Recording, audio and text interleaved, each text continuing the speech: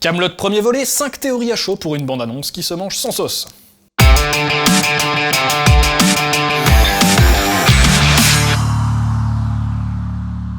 Il y a quelques semaines, Alexandre Astier nous faisait un double cadeau. Une sortie en salle avec plus de 2 mois d'avance pour Kaamelott premier volet et un tout premier teaser du film. Le résultat, 67 secondes, 40 plans et à peu près 3654 questions. Du coup, depuis, comme il fallait s'y attendre, les théories ont éclos comme des milliers de petits bourgeons sur les forums. Mais qu'est-ce qu'on va bien pouvoir découvrir dans ce film? On va revenir ensemble sur 5 hypothèses. Dans cette vidéo, il y a un peu de nous, il y a un peu de vous, et il y a surtout beaucoup de flou. Théorie numéro 1, Lancelot va attaquer Tintagel. Bon, alors pour rappel, Kaamelott premier volet se déroulera après, c'est pas encore combien de temps après, mais après la fin de la série où Lancelot avait pris le pouvoir. Il avait fait brûler la table ronde et avait juré de traquer et d'éradiquer tous les anciens chevaliers, y compris Arthur, qui avait donc pris la fuite. Le dernier endroit où Arthur a été vu, c'est à Tintagel, c'est-à-dire le fief de sa mère. Ça semblerait donc logique que Lancelot décide d'envahir cette région-là. La carte qu'il semble observer au début du trailer en compagnie de Lot, de Dagonet et du Père Blaise pourrait d'ailleurs indiquer cet endroit. Bah si, avec les petits motifs de flocons à côté. Pour rappel, Tintagel est quand même connu pour ses fêtes de l'hiver. Théorie numéro 2, Vennec va trahir Arthur.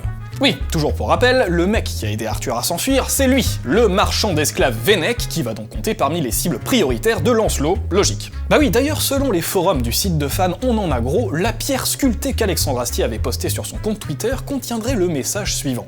Des centaines de pièces d'or romaines ou barbares en récompense de Vennec, bandit de grand chemin coupable de trahison, inutile 6 morts, ordre royal.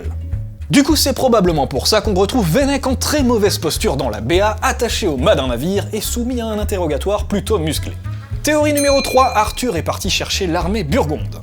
Eh ben oui, il lui faut bien une petite armée pour contrer les hommes de Lancelot et récupérer son trône, roi Arthur. Du coup, quand tes anciens alliés t'ont trahi, pourquoi ne pas te tourner vers tes anciens ennemis? Par exemple, le roi Burgonde qui, il y a encore peu de temps, menaçait de péter un câble contre le royaume de l'ogre. Eh ben ouais, est-ce que ce serait pas justement son armée qu'on aperçoit à 41 secondes du trailer, avec un cri de guerre qui rappelle carrément le sien, comme le laisse entendre la vidéo de décryptage de SciPlay sur YouTube. Théorie numéro 4, c'est Arthur qui est dans la cage.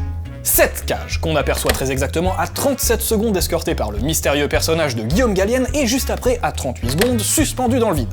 Impossible de discerner qui elle contient, mais c'est sans aucun doute un personnage majeur, et étant donné qu'Arthur n'apparaît nulle part ailleurs dans le trailer, on serait tenté de miser sur lui. À moins qu'il ne s'agisse de Guenièvre ou de la Dame du Lac, également absente de la BA, ou encore de Merlin qu'on aperçoit très furtivement et qui a l'air bien dans la merde. Théorie numéro 5, le film reviendra sur la jeunesse d'Arthur. C'est ce plan à 17 secondes du trailer qui a inspiré cette hypothèse à certains fans.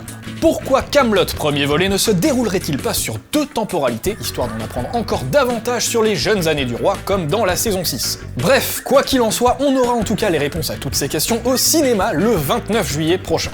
Et vous, qu'avez-vous pensé de cette bande-annonce? Les commentaires sont là pour que vous nous donniez votre avis, et ça, c'est pas une théorie.